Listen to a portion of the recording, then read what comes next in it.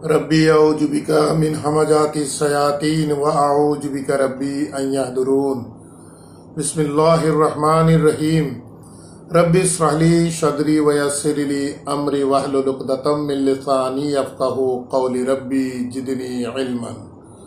प्रिय दर्शकबृन्द, আপোনালোক আটাইলৈকে জনাইছো শান্তি বৰ্ষণৰ আহ্বান। সালামুন আলাইকুম। আপোনালোক সকলোৰে ওপৰত মহান আল্লাহৰ শান্তি বৰ্ষিত হোক। আলহামদুলিল্লাহ, আমাৰ এই একমাত্ৰ পথ নামৰ ইউটিউব চেনেলটিৰ মাধ্যমত আমি ইতিমধ্যে ধাৰাবাহিকভাৱে চলাই অহা কোৰআন মজিদৰ অসমীয়া অনুবাদ ও চৰ্চাৰ ধাৰাবাহিকতাত আমি আজি আহি 256 নং খণ্ডত উপনীত হৈছোঁ। গতিকে আহক ইনশাআল্লাহ আমি আপোনালোক সকলোকে জাতি ধৰ্ম বৰ্ণ নিৰ্বিশেষে আমন্ত্ৰণ জনাইছো আল্লাহৰ দ্বাৰা নাজিলকৃত এই বিস্ময়কৰ মহাগ্ৰন্থ আল কুৰআনৰ মাজলৈ। ইনশাআল্লাহ আৰম্ভ কৰিব লৈছো কোৰআন মজিদৰ 16 নং সূৰা আন-নাহলৰ 93 নং আয়াতৰ পৰা। বিসমিল্লাহিৰ ৰহমানিৰ ৰহিম। ওয়ালাউ সা আল্লাহু লা জাআলাকুম উম্মাতান ওয়াহিদাতান ওয়ালাকিন ইউদিল্লু মান ইয়াশাউ ওয়া ইয়াহদি মান ইয়াশাউ ওয়ালা তুসআলুন্না আম্মা কুনতুম তা'মালুন। প্রিয় দর্শকবৃন্দ, বিষয়বস্তুৰ প্ৰসংগত আমি যোৱাটো খণ্ডত আমি আলোচনা কৰিছিলো এই 93 নং আয়াতৰ ঠিক আগৰ আয়াত 92 নং আয়াতত আল্লাহে এক অতি গুৰুত্বপূৰ্ণ তথ্য আমাৰ আগত দাঙি ধৰিছে। আমাক আদেশ দিছে, এগৰাকী হিপিনীৰ লগত তুলনা কৰিছে। আল্লাহে কৈছে যে তোমালোক সেইগৰাকী হিপিনীৰ দৰে নহবা যিগৰাকী হিপিনীয়ে খুব সুন্দৰভাৱে শক্তিশালীভাৱে নিজৰ সূতাসমূহ স্থিৰ কৰি লোৱাৰ পাছতো সূতাবোৰ ভাঙি ছিঙি চূৰ্ণ বিচূৰ্ণ হৈ যায়। গতিকে আল্লাহে আদেশ কৰিছে যে তোমালোক তেনে শিপিনী গৰাকীৰ দৰে নহবা। প্ৰিয় দৰ্শকবৃন্দ, এই আয়াতৰ আমি মূল তত্ত্ব বুজাৰ চেষ্টা কৰিব লাগিব। আমি যোৱাকালি আমাৰ চৰ্চাটো আমি আপোনালোকৰ আগত দাঙি ধৰিছিলো যে যিগৰাকী শিপিনীৰ বিষয়ে আল্লাহে কৈছে সেইগৰাকী শিপিনী প্ৰকৃততে ছাকচেছফুল নহয়। যিহেতু সেইগৰাকী শিপিনীয়ে যদিও খুব সুন্দৰভাৱে নিজৰ সূতাসমূহ স্থিৰ কৰি লৈছিল কাপোৰ ববৰ বাবে, কিন্তু দেখা গৈছে যে তাৰ পাছতে সূতাবোৰ যিহেতু ছিঙি যোৱাৰ বিষয়ে কৈছে, গতিকে ফাইনেল প্ৰডাক্ট শিপিনীগৰাকীয়ে উলিয়াবলৈ সক্ষম হোৱা নাছিল। অৰ্থাৎ আল্লাহে এই উপমাৰ দ্বাৰা আমাক ক'ব বিচাৰিছে যে আমাৰ জীৱনত আমি যিসমূহ আমল কৰি যাওঁ সেই আমলসমূহ যদি আমাৰ কোৰআন ভিত্তিক নহয়, যদিও আমি পৃথিৱীত থাকোঁতে আমি কৰি থকা আমলসমূহ কোৰআনৰ বাহিৰৰ আমলসমূহক আমি খুব বিশুদ্ধ যেন আমাৰ অনুভৱ হ'ব, গোটেই জীৱন এনেধৰণৰ আমি আমল কৰি যোৱাৰ পাছতো সিদিনা আল্লাহে কিন্তু এনেসমূহ আমলৰ কোনো ধৰণৰ গুৰুত্ব প্ৰদান নকৰাৰ বিষয়ে এই কোৰআন মজিদত আল্লাহে উল্লেখ কৰিছে। আল্লাহে শব্দ ব্যৱহাৰ কৰিছে হাবিতাত আমালুহুম, সিহঁতৰ এনে আমলসমূহ সিদিনা নিষ্ফল কৰি দিয়া হ'ব বুলি কৈছে। গতিকে সেই শিপিনীগৰাকীৰ উপমাৰ সৈতে আল্লাহে বুজাব বিচাৰিছে যে তোমালোকে তোমালোকৰ বাচি থকা জীৱনত যিসমূহ আমল কৰি যাবা, যিসমূহ বিশ্বাস ৰাখিবা, সেই বিশ্বাসসমূহ এককভাৱে যদি কোৰআন ভিত্তিক নহয়, তেন্তে শিপিনীগৰাকীৰ সূতা যিধৰণে ছিঙি ভাঙি গৈছিল, শেষ বিচাৰৰ দিনা আমাৰ কোৰআনৰ বাহিৰত আমি কৰি থকা আমলসমূহ সিদিনা ছিঙি ভাঙি চূৰ্ণ বিচূৰ্ণ হৈ যাব আৰু আল্লাহে এনেধৰণৰ আমলক নিষ্ফল কৰি দিম বুলি কৈছে। যিসমূহ আমলৰ সৈতে আল্লাহৰ একক কথা নাথাকি আল্লাহৰ সৈতে অংশীদাৰিত্ব স্থাপন হৈ থাকে, তেওঁ যিয়ে হওক বা নহওক। আল্লাহৰ একত্ববাদ, আল্লাহৰ একক কিতাপৰ বাহিৰত পৰা ওলাই গৈ যিমানেই আমি ইবাদতে আমি কৰোঁ বা নকৰোঁ, যিয়েই বিশ্বাস কৰোঁ বা নকৰোঁ, তাত নিশ্চিতভাৱে ক'ৰবাত নহয় ক'ৰবাত অংশীদাৰিত্ব আল্লাহৰ স্থাপন হৈ থাকে, যিটো আল্লাহৰ দৃষ্টিত এক গুৰুতৰ অপৰাধ, অক্ষমনীয় অপৰাধ বুলি আল্লাহে কৈছে। গতিকে যেহেতু 92 নং আয়াতটিৰ যথেষ্ট গভীৰ আয়াত, গতিকে তাক আমি পুনৰবাৰ আপোনালোকৰ আগত চৰ্চালৈ দাঙি ধৰাৰ বাবে চেষ্টা কৰিলোঁ। আমি আশা ৰাখিম ইনশাআল্লাহ এনেধৰণৰ আয়াতসমূহ প্ৰত্যেকেই যাতে আমি খুব গুৰুত্ব সহকাৰে লৈ তাৰ মূল তত্ত্ব যাতে আমি বুজাৰ বাবে চেষ্টা কৰোঁ। যি কি নহওক, পৰৱৰ্তী 93 নং আয়াতত মহান আল্লাহে কৈছে ৱালাউ শাআ আল্লাহু, আৰু যদি আল্লাহে ইচ্ছা কৰে বা ইচ্ছা কৰিলেহেঁতেন, আল্লাহে যদি বিচাৰিলেহেঁতেন, লা জাআলাকুম উম্মাতান ৱাহিদাতান, তেতিয়া তোমালোকক এটাই জাতি কৰি দিলেহেঁতেন, এটা উম্মত কৰি দিলেহেঁতেন। যদি আল্লাহে ইচ্ছা কৰিলেহেঁতেন, ইমান ধৰণৰ মানুহৰ মাজত ভিন্নতা নাথাকি আল্লাহে এটা জাতি কৰি দিলেহেঁতেন বুলি কৈছে, যদিহে আল্লাহে ইচ্ছা কৰিলেহেঁতেন। ৱালাকিন, কিন্তু ইউদিল্লু, তেখেতে ভ্ৰষ্ট কৰি দিয়ে, মাইয়াশাউ, যি প্ৰকৃততে ভ্ৰষ্ট হ'ব বিচাৰে। এতিয়া ভ্ৰষ্ট হ'ব বিচৰাৰ দিশটো আমি বুজিব লগা আছে। আল্লাহে হিদায়তৰ দিশ আমাক স্পষ্ট কৰি দিছে আল কোৰআন। গতিকে যিসকল লোকে এই কোৰআনক বৰ্জন কৰি কোৰআনৰ আদেশ নিষেধসমূহ নিজৰ জীৱনত বাস্তৱায়ন নকৰি কোৰআনৰ বাহিৰৰ যিকোনো বিষয়বস্তুৱে প্ৰকৃততে নিজৰ ওপৰত বাস্তৱায়ন কৰে বা বিশ্বাস কৰে বা আমল কৰে, তেনে লোকসকলে পৰোক্ষভাৱে প্ৰকৃততে আল্লাহৰ কিতাপক যেহেতু ৰিজেক্ট কৰিছে, পৰোক্ষভাৱে তেনে লোকসকলে ভ্ৰষ্টতাকেই কিনি ল'ব বিচাৰি আছে। গতিকে তেনে মানসিকতাৰ লোকসকলক আল্লাহে কৈছে যে ইউদিল্লু, তেখেতে ভ্ৰষ্ট কৰি দিয়ে, মাইয়াশাউ, যি প্ৰকৃততে আল্লাহৰ কিতাপৰ বাহিৰত গৈ ভ্ৰষ্ট হ'ব বিচাৰে। ৱা ইয়াহদি, আৰু তেখেতে পৰিচালিত কৰে, মাইয়াশাউ, যিয়ে প্ৰকৃততে পৰিচালিত হ'ব বিচাৰে। পৰিচালিত হ'ব বিচাৰে আল্লাহৰ একক কিতাপৰ আধাৰত। নিজৰ জীৱন ব্যৱস্থা বাস্তৱায়ন কৰাৰ ক্ষেত্ৰত আল্লাহৰ একক কিতাপৰ বাহিৰত গৈ তিল মানুহ কোনো ধৰণৰ কথা নিজৰ জীৱনত বাস্তৱায়ন নকৰে, যিহেতু তাত অংশীদাৰিত্ব স্থাপন হ'ব। আল্লাহৰ কথাৰ বাহিৰত যোৱা মানেই আমি অংশীদাৰিত্ব স্থাপন কৰা বুজাব, যাকেই নহওক। আল্লাহৰ একত্ববাদত আল্লাহে কাকো আল্লাহৰ সৈতে শৰীক কৰিবৰ কাৰণে আল্লাহে অনুমতি প্ৰদান কৰা নাই।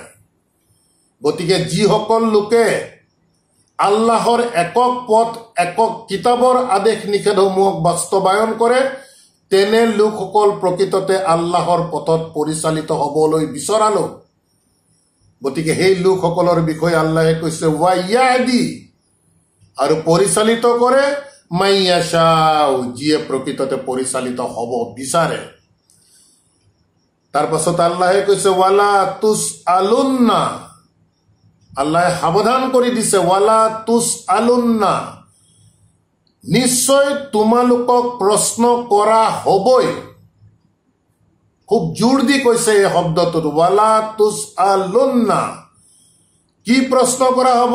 আম্মা, সেই বিষয়সমূহৰ ওপৰত, কুনতুম তা'মালুন, যিবোৰ কাম, যিবোৰ কৰ্ম তোমালোকে কৰিছিলা, সেই প্ৰত্যেকটো বিষয়ৰ ওপৰত নিশ্চিতভাৱে তোমালোকক প্ৰশ্ন কৰা হ'বই বুলি আল্লাহে ঘোষণা কৰিছে। তাৰপাছত আল্লাহে কৈছে ৱালা তাত্তাখিজু আইমানুকুম, আৰু আল্লাহে আদেশ দিছে ৱালা তাত্তাখিজু, তোমালোকে কৰি নলবা, তোমালোকে গ্ৰহণ নকৰিবা, আইমানুকুম, তোমালোকৰ শপতসমূহ, দাখালাম বাইনাকুম, তোমালোকৰ নিজৰ মাজত ইটোৱে সিটোক প্ৰতাৰণা কৰাৰ বাবে তোমালোকৰ শপতবোৰক তোমালোকে কেতিয়াও ব্যৱহাৰত নলগাবা। আৰু যদি লগোৱা তেতিয়া কৈছে ফা তাজিল্লা কাদামুন, তেতিয়া তোমালোকৰ যি দৃঢ়তা আছিলে, আল্লাহ তথা পৰকালৰ বিশ্বাসৰ ওপৰত তোমালোকৰ যি দৃঢ়তা আছিলে, সেই দৃঢ়তাৰ পৰা তোমালোক পিছলি যাব পাৰা।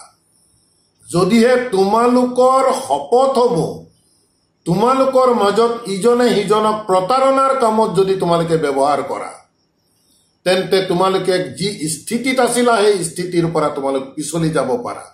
বাদা সুবুতিহা, সুবুতিহা চাবি দৃঢ় হৈ থকাৰ পাছতো, বাদা সুবুতিহা তোমালোকৰ ইমান তোমালোকৰ বিশ্বাস দৃঢ় হৈ থকাৰ পাছতো তোমালোকে যদি তোমালোকৰ শপত হ'ব তোমালোকৰ নিজৰ মাজত প্ৰতাৰণাৰ কামত ব্যৱহাৰ কৰা, তেতিয়া তোমালোকৰ যি দৃঢ়তা আছিলে, যি স্থিতি আছিলে, তাৰ পৰা তোমালোকে পিছলি যাব পাৰা।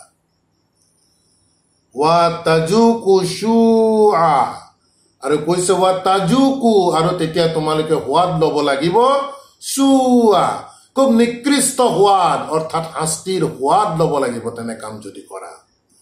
বিমা সাদাত্তুম আন সাবিলিল্লাহি, অপৰাধটো কি? বিমা সাদাত্তুম আন সাবিলিল্লাহি, আল্লাহৰ পথত তোমালোকে বাধা দিয়াৰ বাবে। আমি যোৱাকালি খণ্ডতো কৈছিলো, আল্লাহৰ পথৰ বাধাটো আমি খুব বুজিব লগা বিষয় আছে। আল্লাহৰ আদেশ হৈছে তোমালোকে যিসমূহ সঁচা কসম কৰা, সেই কসম তোমালোকে কেতিয়াও ভংগ নকৰিবা। এইটো হৈছে আল্লাহৰ পথ। এতিয়া এই সঁচা কসমসমূহ যদি কোনোবাই নিজৰ মাজত নিজৰ লাভালাভৰ বাবে তাক প্ৰতাৰণা হিচাপে ব্যৱহাৰ কৰে, তেন্তে আল্লাহৰ পথত বাধা দিয়া হ'ব, আৰু তাৰ অপৰাধৰ বাবে খুব নিকৃষ্ট সোৱাদ অৰ্থাৎ শাস্তি ভোগ কৰিব লগা হ'ব বুলি কৈছে। ৱালাকুম আজাবুন আজিম, আৰু তোমালোকৰ বাবে থাকিব খুব কষ্টদায়ক তোমালোকৰ শাস্তি থাকিব। ৱালাকুম, আৰু তোমালোকৰ বাবে আজাবুন আজিম, খুব কষ্টদায়ক শাস্তি থাকিব যদিহে তোমালোকে এনেধৰণৰ অপৰাধ কৰা। অৰ্থাৎ তোমালোকৰ সঁচা কসমসমূহ তোমালোকৰ মাজত ইজনে সিজনক প্ৰতাৰণাৰ বাবে যদি তোমালোকে ব্যৱহাৰ কৰা। তাৰ পাছৰ আয়াতত কৈছে ৱালা তাস্তাৰু বি আহদিল্লাহি, ৱালা তাস্তাৰু, আল্লাহে পুনৰ আদেশ দিছে যে তোমালোকে এক্সচেঞ্জ কৰি নলবা, বিনিময় কৰি নলবা বা বিক্ৰী নকৰিবা, বি আহদিল্লাহি, আল্লাহৰ সৈতে কৰা অংগীকাৰসমূহক তোমালোকে কেতিয়াও তাক সলনি নকৰিবা। সামানান কালিলান, ক্ষুদ্ৰ অৰ্থৰ বিনিময়ত আল্লাহৰ সৈতে যি অংগীকাৰত তোমালোকে আবদ্ধ হৈছা, সেই আবদ্ধ হোৱা অংগীকাৰ কেতিয়াও তোমালোকে তাক সলনি নকৰিবা, এক্সচেঞ্জ নকৰিবা বা বিক্ৰী কৰি নিদিবা। ইন্নামা ইনদাল্লাহি হুৱা খাইৰুন, আল্লাহে জনাইছে আমাক, ইন্নামা একমাত্ৰ ইনদাল্লাহি, আল্লাহৰ ওচৰতে আছে যি আছে, হুৱা খাইৰুন, আল্লাহৰ ওচৰত যি আছে, হুৱা খাইৰুন, সেইটো হৈছে সৰ্বোত্তম। হুৱা খাইৰুল লাকুম, সেইটো তোমালোকৰ বাবে সৰ্বোত্তম যিটো আল্লাহৰ ওচৰত আছে। ইন কুনতুম তা'লামুন, যদিহে তোমালোকে এই কথাটো জানিলাহেঁতেন, যদি বুজি পালাহেঁতেন যে আল্লাহৰ ওচৰত যি আছে সেইটোৱে সৰ্বোত্তম, এই পৃথিৱীত আমাৰ লাভালাভ কেতিয়াও সৰ্বোত্তম হ'ব নোৱাৰে। তাৰ পাছৰ আয়াতত পুনৰ আল্লাহে কৈছে মা ইনদাকুম ইয়ানফাদু, আল্লাহে কৈছে মা ইনদাকুম, যি তোমালোকৰ ওচৰত আছে, ইয়ানফাদু, সি শেষ হৈ যাব। তোমালোকৰ ওচৰত যি আছে সেইটো শেষ হৈ যাব, অন্ত পৰি যাব, নাইকিয়া হৈ যাব। ৱামা ইনদাল্লাহি, কিন্তু আল্লাহৰ ওচৰত যি আছে, বাকিন, সি কিন্তু ৰিমেইনিং, সি থাকি যাব, বাকি, সি থাকি যাব, সি কেতিয়াও আল্লাহৰ ওচৰত যি আছে সি কেতিয়াও শেষ নহয়। ৱালা নাজজিয়ান্না, আল্লাহে কৈছে ৱালা নাজজিয়ান্না, আল্লাহ কৰ্তৃপক্ষৰ তৰফৰ পৰা কৈছে যে নিশ্চয় আমি পুৰস্কৃত কৰিমেই, আল্লাযিনা, সেইসকলক, সাবাৰু, যিসকলে ধৈৰ্য ধাৰণ কৰে, যিমান বিপদ আপদ নিজৰ জীৱনত আহক বা নাহক আল্লাহৰ পথত তেওঁলোকৰ স্থিতি স্থল সবল কৰি ৰাখে, তাৰ পৰা কেতিয়াও আঁতৰি নাযায়, তেনে লোকসকলৰ বিষয়ে কৈছে নিশ্চিতভাৱে আমি এনে ধৈৰ্য ধাৰণ কৰা লোকসকলক আমি পুৰস্কৃত কৰিমেই। আজৰাহুম বি আহসানিন, আজৰাহুম ইহঁতৰ পুৰস্কাৰ, বি আহসানিন সৰ্বশ্ৰেষ্ঠ পুৰস্কাৰ, বেষ্ট ৰিৱাৰ্ড নিশ্চয় আল্লাহে কৈছে আমি ধৈৰ্য ধাৰণ কৰা লোকসকলক আমি দিমেই। মা কানু ইয়ামালুন, যি সিহঁতে কৰিছিল, অৰ্থাৎ তেওঁলোকে যে ধৈৰ্য আছিল প্ৰতিটো সময়তে প্ৰতিটো দিশতে, গতিকে তাৰ বিনিময়ত আল্লাহে কৈছে নিশ্চিতভাৱে আমি তেনে ধৈৰ্য ধাৰণ কৰা লোকসকলক সিহঁতৰ সৰ্বোত্তম পুৰস্কাৰেৰে আমি সিহঁতক পুৰস্কৃত কৰিমেই। মান আমিলা সালিহান, যিয়ে আমিলা সালিহান, যিয়ে সৎ কৰ্ম কৰিব। এই সৎ কৰ্ম বুলি কোৱাৰ লগে লগে কোৰাণৰ ভাষাত আমি সদায় কৈ আহিছো পৰিশুদ্ধিৰ কাম, সালিহান ইছলাহ। গতিকে যিয়ে নিজৰ পৰিশুদ্ধিৰ কাম কৰিব, পৰিশুদ্ধিৰ কাম কেনেধৰণে কৰিব? নিজৰ জীৱনত ইতিমধ্যে থকা যিমান ভুল ভ্ৰান্তি তথা পংকিলতা আছিল, সেই পংকিলতাসমূহ যেতিয়া আল্লাহৰ কিতাপৰ মাজত আহিম, আল্লাহে যেতিয়া আমাক কিতাপৰ জ্ঞান দিব, কিতাপ যেতিয়া আমি বুজি পাই আমাৰ আগৰ যিমানবোৰ পংকিলতা আছে সকলোবোৰক সম্পূৰ্ণভাৱে ত্যাগ কৰি নিজক যিসকলে পৰিশুদ্ধি কৰিব, তেনে কৰ্মকে প্ৰকৃততে আমলে সালেহ বুলি কোৱা যায়। গতিকে আল্লাহে কৈছে মান আমিলা সালিহান, যিয়ে এনে ধৰণৰ পৰিশুদ্ধিৰ কাম কৰিব, মিন জাকাৰিন, তেওঁ লাগিলে পুৰুষেই হওক, আও উনসা অথবা নাৰীয়েই হওক, ৱা হুৱা মুমিনুন, এনে লোকসকলে প্ৰকৃততে বিশ্বাসী লোক।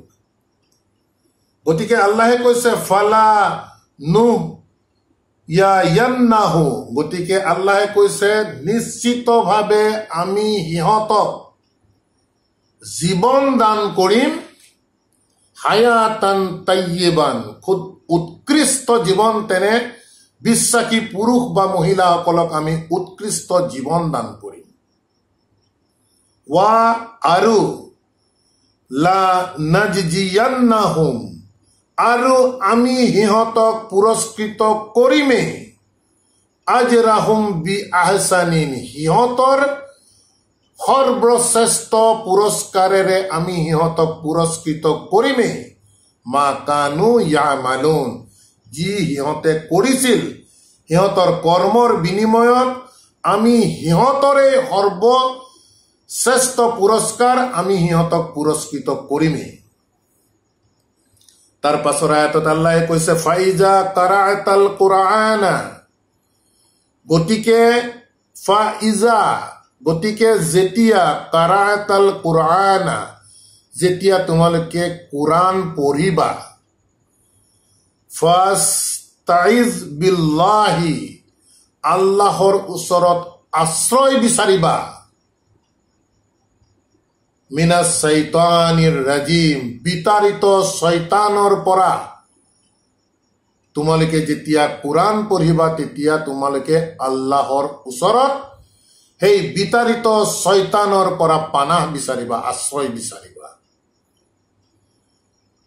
তাৰ পাছত সেই শয়তানৰ বিষয়ে কৈছে ইন্নাহু, নিশ্চয় তেওঁৰ, লাইসা লাহু সুলতানান, তেখেতৰ কোনো অধিকাৰেই নাথাকে। শয়তানৰ বিষয়ে কৈছে শয়তানৰ কোনো অথৰিটিয়ে নাথাকে, আধিপত্যই নাথাকে, আলা, সেইসকলৰ ওপৰত, আল্লাযিনা আমানু, যিসকল লোকে আল্লাহৰ এই কিতাপ, আল্লাহৰ কথা বতৰাৰ ওপৰত বিশ্বাস আনে, ৱা আলা,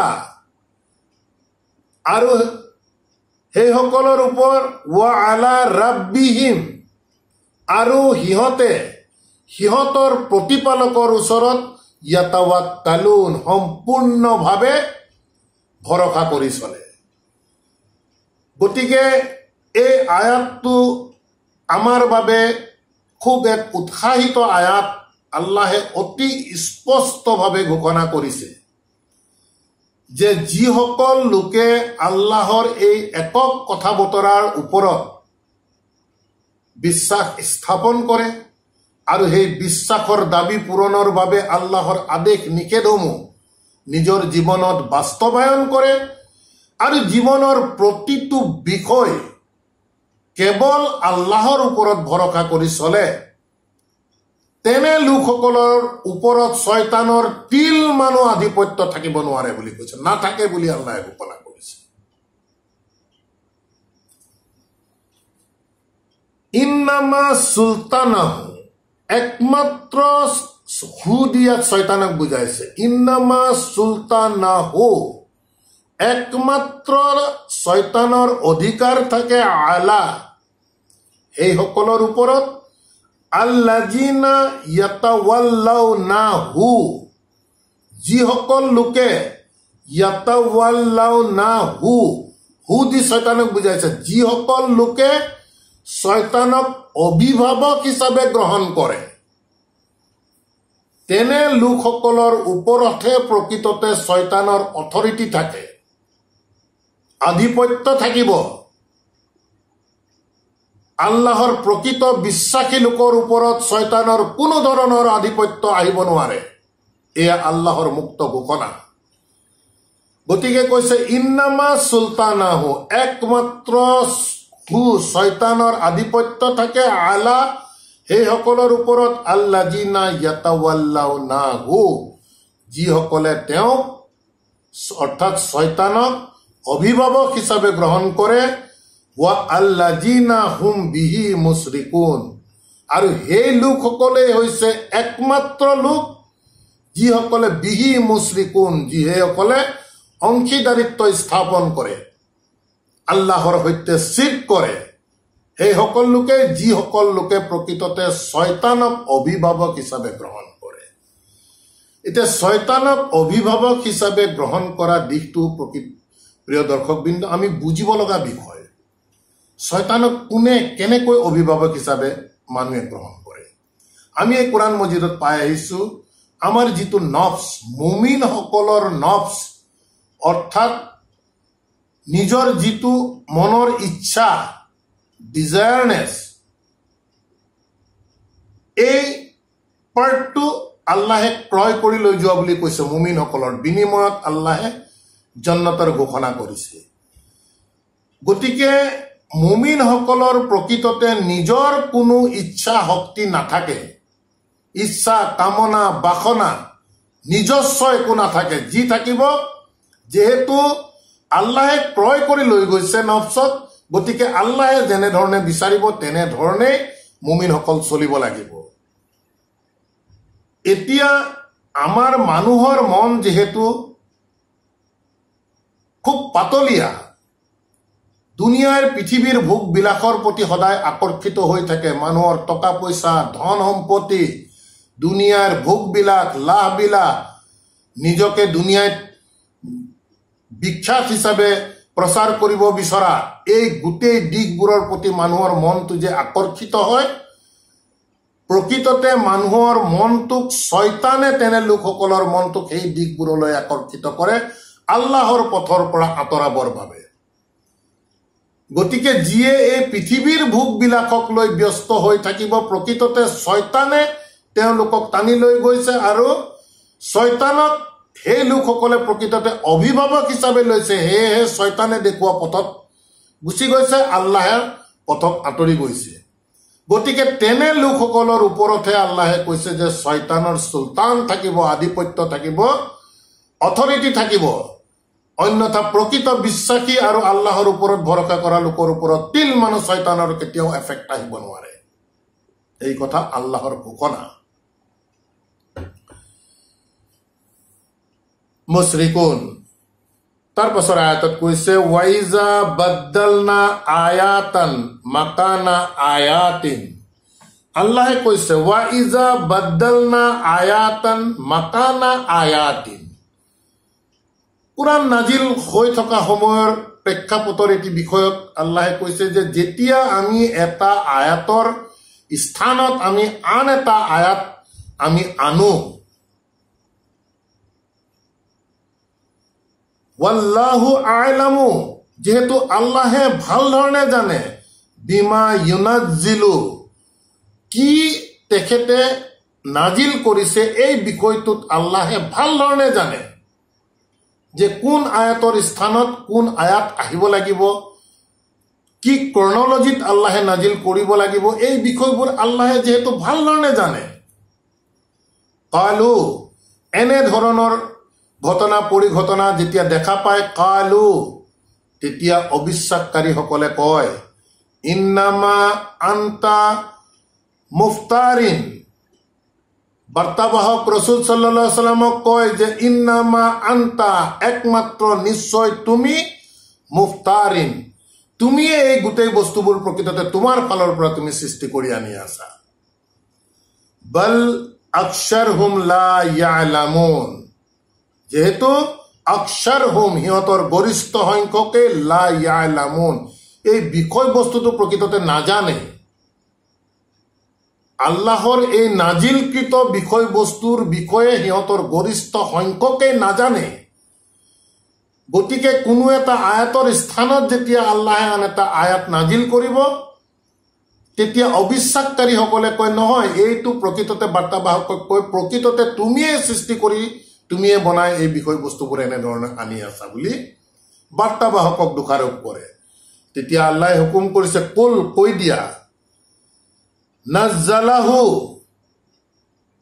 এই আয়াতসমূহ, হু দি কোৰআনক বুজাই আছে, নাজ্জালাহু, ইয়াক নাজিল কৰা গৈছে, ইয়াক অৱতৰণ কৰা গৈছে, ৰুহুল কুদ্দুছ, এক পবিত্ৰ আত্মাৰ দ্বাৰা, মিৰ ৰাব্বিকা, তোমাৰ প্ৰতিপালকৰ তৰফৰ পৰা এক পবিত্ৰ আত্মাৰ মাধ্যমত ইয়াক অৱতৰণ কৰা গৈছে, নাজিল কৰা গৈছে, বিল হাক্কি, প্ৰকৃত বাস্তৱতা সহকাৰে, লি ইউসাব্বিতা, যাতে এই আয়াতসমূহৰ দ্বাৰা, লি ইউসাব্বিতা, সুদৃঢ় হ'ব পাৰে, আল্লাযিনা আমানু, যিসকলে বিশ্বাস স্থাপন কৰে, তেনে বিশ্বাস স্থাপনকাৰীসকলৰ ক্ষেত্ৰত যাতে সুদৃঢ় হ'ব পাৰে, ৱা হুদান, সিহঁতৰ পথ নিৰ্দেশনা, ৱা বুছৰান, আৰু সুসংবাদ, এই বিষয়বস্তুবোৰ আল্লাহে যি নাজিল কৰিছে তাৰ দ্বাৰা যাতে বিশ্বাস স্থাপন কৰা লোকসকলৰ মন সুদৃঢ় হ'ব পাৰে, সিহঁতৰ পৰিচালনাৰ ক্ষেত্ৰতে হওক নতুবা সুসংবাদৰ ক্ষেত্ৰতে হওক, লিল মুছলিমিনা, যিসকলে প্ৰকৃততে আল্লাহৰ কথা বতৰাত সমৰ্পিত হৈছে, তেনে লোকসকলৰ ক্ষেত্ৰত সাবিত হ'বৰ কাৰণে, সুদৃঢ় হ'বৰ কাৰণে, সিহঁতৰ সুসংবাদ তথা সিহঁতৰ পৰিচালনা পদ্ধতিসমূহ সুদৃঢ় হ'বৰ কাৰণেই আল্লাহে এইবোৰ নাজিল কৰিছে, তোমাৰ প্ৰতিপালকৰ তৰফৰ পৰা এক পবিত্ৰ আত্মাৰ মাধ্যমত। ওয়ালাকাদ না'লামু আন্নাহুম ইয়াকুলুনা, আল্লাহে কৈছে ওয়ালাকাদ না'লামু, যেহেতু নিশ্চয় আমি জানো, আন্নাহুম ইয়াকুলুনা, যে সিহঁতে কয়, আল্লাহ কৰ্তৃপক্ষৰ তৰফৰ পৰা কৈছে যে নিশ্চিতভাৱে আমি জানো যে সিহঁতে কয়, ইন্নামা ইউআল্লিমুহু বাশাৰুন, যে নিশ্চয় কোনোবা মানুহে তোমাক এই কথাবোৰ শিকাই আছে। ইন্নামা ইউআল্লিমুহু, এই কথা বতৰাবোৰ শিকাই আছে, বাশাৰুন, কোনো পুৰুষে, লিসানু আল্লাজি ইউলহিদুনা ইলাইহি আজামুন ওয়াহাজা, আল্লাহে কৈছে যে সেই লোকসকলে কয় যে আমি জানো, সেই লোকসকলে তোমাক কয় যে নিশ্চয় কোনোবা পুৰুষে প্ৰকৃততে তোমাক এইবোৰ শিকাই আছে। তেতিয়া আল্লাহে কৈছে লিসানু, তাৰ যিটো ভাষা, আল্লাজি ইউলহিদুনা ইলাইহি, যিজনক তোমালোকে ইংগিত কৰিছা যে যিয়ে তেওঁক শিকাই আছে বুলি তোমালোকে ইংগিত কৰিছা, সিহঁতে ইংগিত কৰিছা আজামিয়, তেখেতটো অনাৰবীয়।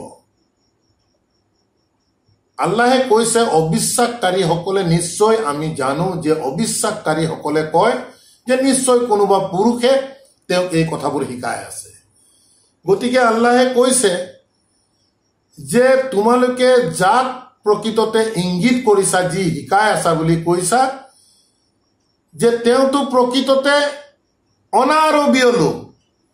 হাজা, আৰু এই কোৰআন, হাজা দি এই কোৰআনক বুজাইছে। এই কোৰআন লিসানুন আৰাবিয়ুন মুবিন, ই এক স্পষ্ট আৰবী ভাষাৰ, হাজা আৰবী ভাষাত এখন কিতাব। হাজা, আৰু এই হাজা দি কোৰআনক বুজাইছে লিসানুন আৰাবিয়ুন, আৰবী ভাষাৰ, মুবিন স্পষ্ট আৰবী ভাষাৰ এখন কিতাব। গতিকে কৈছে যে তোমালোকে যে সন্দেহ কৰিছা, তোমালোকে কৈছা কোনোবা পুৰুষে তেওঁক শিকাই আছে, যি পুৰুষৰ প্ৰতি তোমালোকে ইংগিত কৰিছা তেওঁতো প্ৰকৃততে অনাৰবীয়, আৰবী ভাষাৰেই নহয়। অথচ কোৰআনখন কিন্তু স্পষ্ট আৰবী ভাষাত আল্লাহে নাজিল কৰা বুলি কৈছে।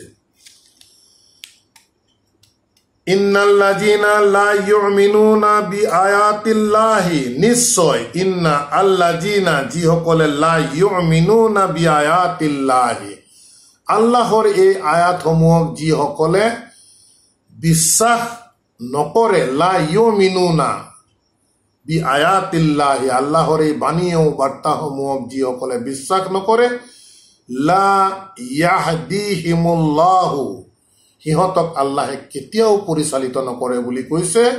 ৱালাহুম, আৰু সিহঁতৰ বাবে আছে আজাবুন আলিম, খুব কঠিন সিহঁতৰ বাবে আছে শাস্তি। গতিকে আলহামদুলিল্লাহ, প্ৰিয় দৰ্শকবৃন্দ, যথেষ্ট গুৰুত্বপূৰ্ণ কোৰআন মজিদৰ প্ৰতিটো আয়াতে আমি আহ্বান জনাম, প্ৰতিটো আয়াত আহক আমি প্ৰত্যেকে বাৰম্বাৰ পঢ়ি ইয়াৰ আমি মূল তত্ত্ব বুজাৰ বাবে চেষ্টা কৰোঁ। আৰু সময়ৰ প্ৰতি লক্ষ্য ৰাখি আমাৰ আজিৰ এই অনুবাদ চৰ্চাৰ ধাৰাবাহিকতা আমি ইমানতে সমাপ্ত কৰিব বিচাৰিছোঁ। ইনশাআল্লাহ পৰৱৰ্তী খণ্ডত পৰৱৰ্তী আয়াতৰ পৰা আমি আগবাঢ়ি যোৱাৰ চেষ্টা কৰিম। ৰব্বানা আমান্না বিমা আনজালতা ওয়াত্তাবা'না ar-রাসূল ফাকতুবনা মা'আস শাহিদিন ওয়া মা আলাইনা ইল্লাল বালাগ ওয়া মা তাওফীকি ইল্লা বিল্লাহ। সালামুন আলাইকুম।